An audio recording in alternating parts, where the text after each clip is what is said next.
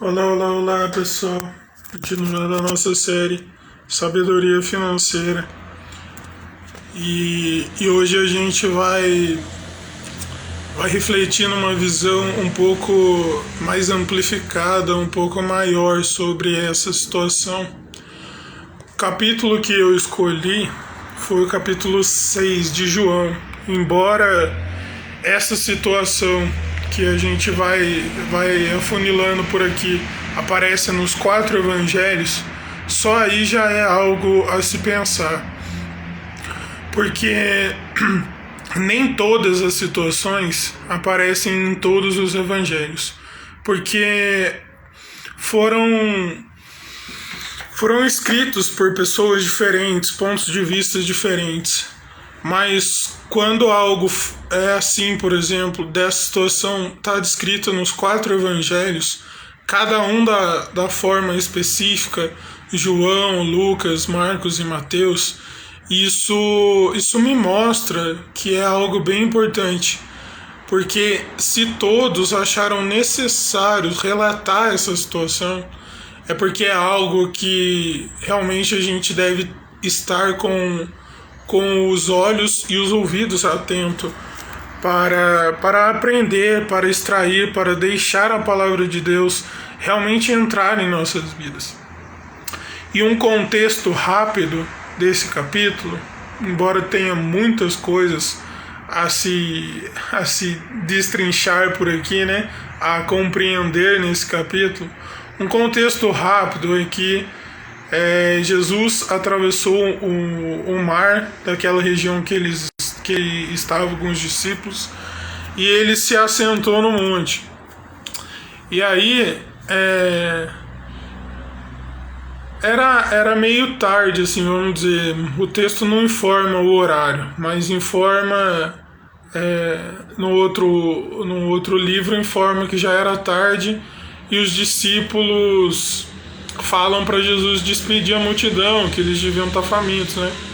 E Jesus fala assim: por que vocês não dão de comer para eles, então? Aí já começa a aparecer a lógica humana, né? Uma situação que depende de recursos, no caso, alimentos, mas dependia de recursos financeiros para alimentar aquela multidão, né? Aí um dos discípulos declara assim: mas a gente vai precisar de 200 denários para alimentar tudo isso. Aí Jesus fala: vocês não têm pães e tal, não sei o quê. E o legal é que os textos informam também o mesmo detalhe, né? Falando que encontraram 5 pães e 2 peixes com um menino. O texto não informa a idade desse menino, mas como em outras versões informa rapaz e não menino, provavelmente, como na cultura judaica era considerado diferente a questão de um menino ser considerado adulto, ele podia estar na transição, né? Mas isso é bem interessante, porque assim, né? Jesus desafia os discípulos, né? Visto que aquela multidão seguiu Jesus porque viu os sinais que ele tinha feito. Repara muito bem nesse detalhe, que vai ser uma informação muito importante para compreender algo mais à frente. Eles tinham observado, eles tinham enxergado os sinais que Jesus tinha feito de curas, né?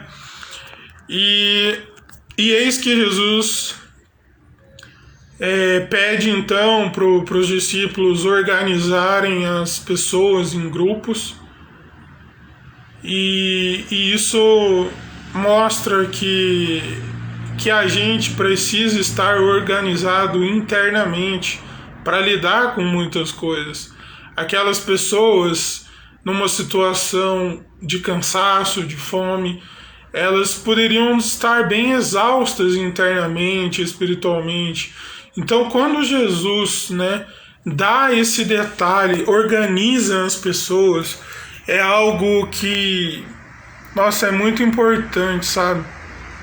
E isso mostra realmente que algo ali seria feito da parte de Deus para com todos, sabe? Então Jesus dá graças àquilo que ele tinha às mãos, os pães de cevada. E isso é um detalhe muito importante, porque pães dessa natureza eram mais fáceis de serem adquiridos por pessoas que não tinham muitas condições financeiras. Alguns estudiosos apontam isso. Então eu imagino, se foi encontrado com esse rapaz, né, com esse menino, imagina a tentação que ele não teve de comer antes de levar para a família, né? Assim, pensando. Mas mesmo assim os discípulos pegaram e levaram a Jesus. E detalhe, né? Os discípulos já andavam com Jesus há mais tempo que a multidão. A multidão foi atraída por algo que observou, mas os discípulos andavam mais de perto, né? E já tinham visto os sinais várias vezes, né? E isso é algo curioso, porque muitas vezes a gente limita o agir de Deus aos sinais que a gente quer, sabe? A gente quer limitar a graça de Deus no nosso ponto de vista, da nossa maneira. E se fosse assim, a graça não teria sido liberada ao Jesus morrer na cruz, entendeu? Porque se fosse algo só limitado, se fosse algo que a gente também limita o agir de Deus, a questão de mérito, sabe? Sinceramente, se a gente merecesse alguma coisa, seria a morte. Porque a Bíblia diz que o salário do pecado é a morte. Olha só, o salário, né? Porque será que a Bíblia usa essa expressão salário, né? Como pagamento da morte, pagamento do pecado é a morte. Porque não é por mérito, não é por nosso esforço, é pela graça de Deus. E foi pela graça de Deus que aconteceu o que aconteceu nessa situação também, dos 5 pães e dos 2 peixes. Então Jesus dá graças e ocorre a multiplicação, e aquilo possibilita a alimentação, né, física, a alimentação com pães e peixes daquela multidão. E num dado momento, Jesus fala para eles recolherem os restos, e ainda foram recolhidos 12 cestos, né? 12 discípulos. Isso mostra que, além de Jesus ter, né, cuidado daquela multidão, pelo menos 5.000 pessoas, contando só homens, imagina mulheres e crianças. A Bíblia não dá o número exato, mas imagina só quantas pessoas foram alimentadas, e ainda sobraram 12 cestos, um para cada discípulo, né? A gente pode entender porque esse número não teria sido informado à toa no texto, né? Não adianta a gente ficar especulando coisas demais. A gente vê o detalhe do texto, né? E isso me ensina algo muito valioso. Me ensina algo que a gente limita o agir de Deus também, que a gente quer ver só coisas grandiosas. Igual aquela multidão, ela se atraiu pelos sinais. Não que Deus não cure, não que Deus não possibilite, né, grandes coisas, porque Ele é todo poderoso, né? Ele não é só poderoso, Ele é todo poderoso, Ele pode todas as coisas, né? E eu digo pode porque a gente muitas vezes acha que porque Ele pode, Ele vai. Mas a gente não compreende, né? Não compreende que o poder de Deus, ele se manifesta das mais variadas formas. Mas muitas vezes a gente quer limitar o poder dele a uma forma só. Ah, não, tem que ser assim, porque senão eu não vou acreditar que é Deus que está fazendo, sabe? E isso é muito ruim, porque pare e pensa em um momento você, Quantas vezes você precisou de uma provisão e por mais que tenha demorado algum tempo, ela sempre apareceu, sabe? Ou apareceu na forma de um trabalho, ou apareceu na forma de uma pessoa te ajudando, ou simplesmente você acabou achando um dinheiro que você não tinha nas suas próprias coisas, entende? E é por isso que eu falo que muitas vezes a gente limita muito o agir de Deus nas nossas vidas. E o detalhe mais importante vem agora.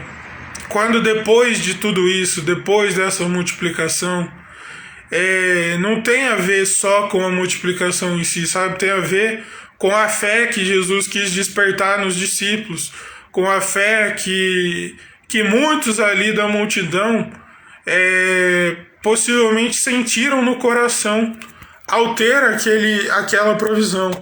Muitas vezes Deus vai usar sim um momento de necessidade para revelar o amor dele por nós.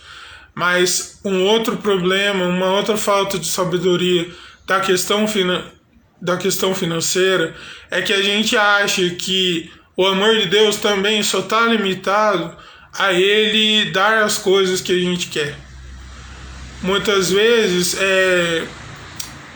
como acaba sendo muito cômodo a ajuda sempre vir, a gente acaba sempre pedindo ajuda e não vê que muitas vezes Deus está depositando os recursos nas nossas mãos.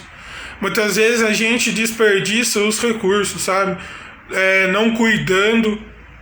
Porque a questão financeira não se limita só a dinheiro, entendeu? Se limita ao cuidado que você passa a ter com algo que Deus te deu. Não só o dinheiro, não só administrar muito bem o dinheiro, mas administrar as coisas que são conquistadas por meio dele, entendeu? E aí, depois de tudo isso, o texto diz que a multidão volta, né? Algumas pessoas voltam e para procurar Jesus novamente. Mas olha só, né? Como o amor de Deus a gente não consegue compreender, vai além do nosso entendimento, né? Porque Jesus fala assim: vocês não vieram atrás de mim, vocês vieram atrás do pão que eu posso dar. Entendeu? Por isso que eu disse que muitas vezes a gente limita a Deus só nas coisas que a gente quer.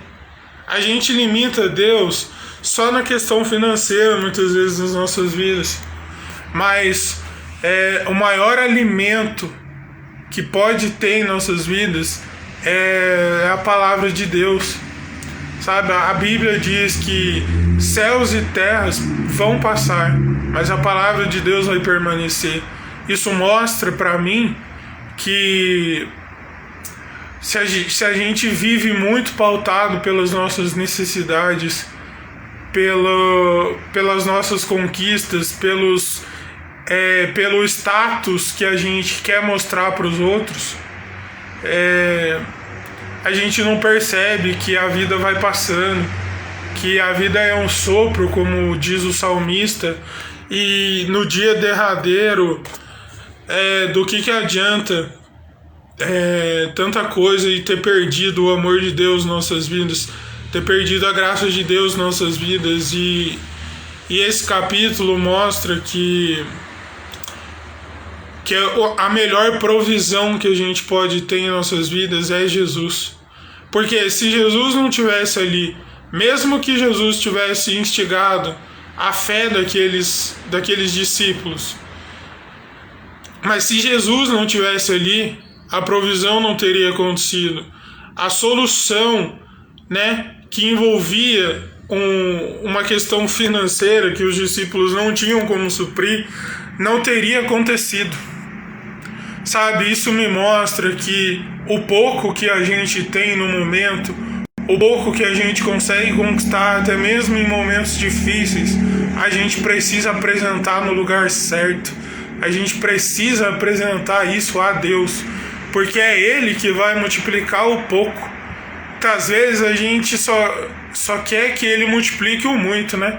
A gente se deixa levar por filosofias que infelizmente muitas igrejas erram ao pregar que não, irmão, não, irmã, seja fiel no pouco e Deus vai te colocar no muito. Mas os nossos olhos já crescem lá no muito, né? E a gente não vê que a gente passa a ser infiel no pouco, passa a ser infiel na pequena ajuda que a gente pode dar a alguém da nossa própria casa, na pequena ajuda que a gente pode dar a alguém do nosso lado. Esse menino, ele tinha pouco, mas mesmo, né, com uma aparente falta de fé, os discípulos levaram para o lugar certo. Os discípulos levaram até Jesus. E o que tem faltado em nossas vidas de sabedoria, da questão de recursos e da questão financeira também é isso. Às vezes a gente está querendo resolver tudo da nossa forma. A gente olha aquilo e fala, os recursos que eu tenho é isso, aquilo e aquilo outro. Como que eu vou resolver? Né? A gente esquece que o maior problema que nunca dependeu de nós é a gente se perder na morte eterna, é a nossa salvação. E Deus providenciou, mandou a provisão por meio de Cristo. Então por que a gente fica tão atordoado, tão desesperado em não confiar em Deus? Por isso que eu disse, não adianta só focar numa coisa aqui. O texto ensina várias coisas, o texto ensina que é difícil, mas em momentos difíceis a gente deve alimentar a nossa fé e não o nosso medo. Acima de tudo, a gente deve se alimentar de Deus, a gente deve se alimentar dos valores do reino de Deus. Porque assim como lá na criação, todas as coisas passaram a existir por causa da palavra de Deus, que a gente passe realmente a valorizar que a palavra de Deus é a verdadeira provisão de nossas vidas. Curte, compartilha, marca alguém nos comentários e fica ligado aí que a série está indo para o final, mas ainda não acabou.